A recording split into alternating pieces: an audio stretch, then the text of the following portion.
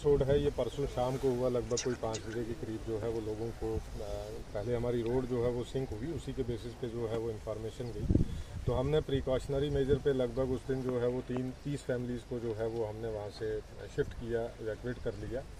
और दूसरे जो 26 फैमिलीज़ हमारी और थी जिनको हमने जो है वो दूसरे दिन सुबह जो है वो वहाँ से शिफ्ट कर लिया, उनका माल लाइफ स्टॉक जितना भी था उसको भी शिफ्ट कर दिया।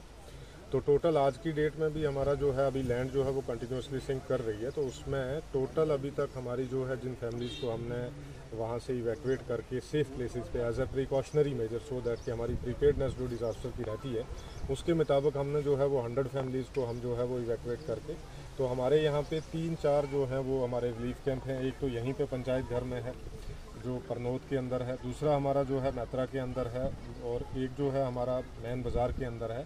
वो इसलिए क्योंकि आप देख ही रहे हैं कि जैसे यहाँ बारिश है ज़्यादा, तो यहाँ पे ज़्यादा इतना गवर्नमेंट की बिल्डिंग्स नहीं है जिनको हम एज ए रिलीफ कैंप बना सके, तो इसलिए हमने शिफ्ट किया है। बट वी आर वेटिंग कि हमारा यहाँ पे टेंट का भी सिस्टम चल रहा है जिसको हम 1 वीक के लिए जो है वो चला रहे हैं। बाकी जितना भी जो फूड का है, जैसे एज़ पर जो ह्यूमन रिक्वायरमेंट है, जैसे 3 टाइम का खाना होता है, 2 टाइम की चाय होती है, प्लस जो हमारे वहाँ पे मेन है एक मेडिकल का कैंप वहाँ पे लगा हुआ है, प्लस हमारा जो सैनिटेशन की जो पूरी टीम बैठती है, हमारे नोडल अफसर हैं, अगर किसी किस्म की हमारी जो मेडिकल इमरजेंसी टीम है 24/7 काम करती है along with the team of the doctors.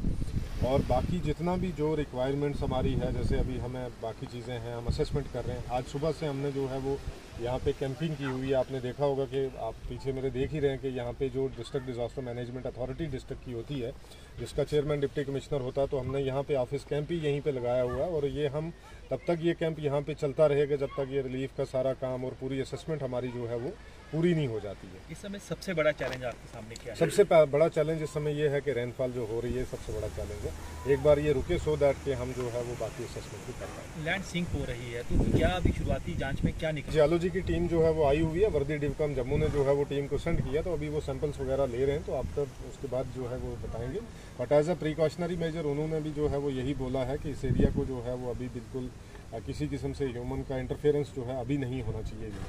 Rehabilitation के लिए सर क्या प्लान कर रहे हैं आप? रिहेबिलिटेशन के लिए मैं ऑलरेडी बता चुका हूँ। रिलीफ कैंप में क्या 500 के करीब लोग होंगे? अभी जो है हमारी कैपेसिटी तो आप जानते ही हैं, रामबन में जो है वो हमारे इंतजामात ऐसे हैं कि लगभग हम 25,000 लोगों को जो है वो उनका स्टे जो है वो करवा सकते हैं। तो हमारे पास इंतज़ाम का कोई इशू नहीं है। जितने नंबर ऑफ पर्सन होंगे, अगर 1000 होंगे, 2000 होंगे, 5000 होंगे, हमें उसका कोई इशू नहीं है।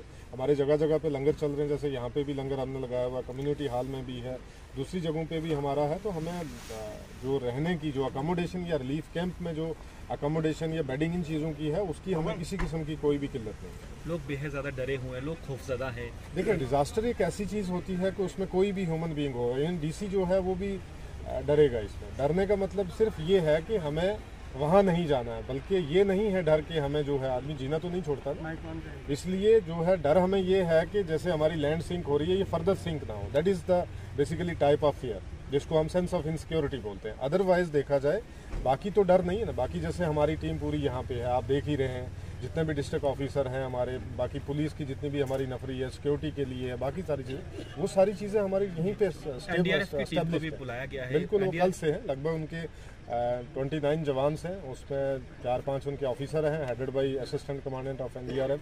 तो वो यहीं पे स्टेशन है अभी तक। तो जब तक रिक्वायरमेंट होगी उनको यहीं पे रखेंगे। पूरा एरिया रेड जोन डिक्लेयर है, तो लोगों अभी रेड जोन पूरा एरिया नहीं डिक्लेयर हुआ, अभी तो कुछ पोर्शन एक जो है उसको रेड जोन डिक्लेयर। लोगों से क्या अपील रहेगी आपकी? लोगों से मेरी अपील यही है, लोगों के बस यहाँ पे आए हैं, आपको जो है वो दिल छोटा नहीं करना है, क्योंकि जो उनका नुकसान हुआ है उसकी कोई भरपाई नहीं कर सकता। क्योंकि कोई भी फैमिली है जब वो अपना घर बनाती है, उसके साथ उसके जज्बात जुड़े होते हैं, इमोशंस जुड़े होते हैं, और कई सालों से जुड़े होते हैं, और वो नस्ल दर नस्ल मतलब फैमिली दर फैमिली जुड़े होते हैं। तो उनकी तो कोई भरपाई कर नहीं सकता। बट ये है कि किस तरीके से उनके दुख में हम शरीक हैं, और किस तरीके से उनकी जो भी पॉसिबल हेल्प है, सपोर्ट है, वो हम करेंगे। सर, माली नुकसान बेहद ज़्यादा हुआ है लोगों का, गनीमत है कि जानी नुकसान नहीं हुआ, तो क्या क्या अभी तक हुआ है माली नुकसान? नहीं, माली नुकसान में सिर्फ लैंड सिंक हुई है और प्लस जो उसके ऊपर क्रॉप्स हैं वो।